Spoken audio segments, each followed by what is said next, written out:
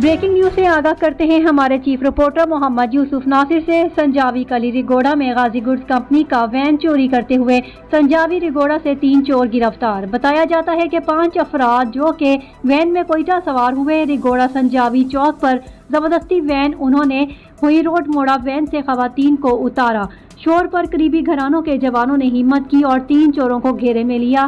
तहसीलदार गुलाम हसन, दफादार नूरुल हक गरशीन ने चोरों को गिरफ्तार किया, लीव्स थाने ले आए, जिनमें खुदाईदाद खान, मामूर शाह, दाऊद खान, जबकि लीव्स के मुताबिक दीगर 2 फैजुल्ला अशरफ भागने में कामयाब। तफ्तीशी अफसर रिसालदार अब्दुल खालिक तरीन ने बताया कि चोरों की इत्तला मिलते ही लीव्स एहलकारान पहुंचे और चोरों को गिरफ्तार किया, जिनके खिलाफ FIR दर्ज की।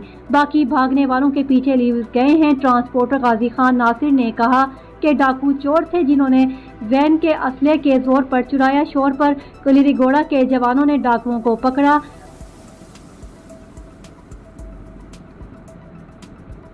तफ्तीशी अफसर संजावी लीव्स अब्दुल खालिक तरीन ने 18 न्यूज़ को बताया कि FIR दर्ज हो गई। इंशाअल्लाह दीगर डाकू चोर भी पकड़े जाएंगे।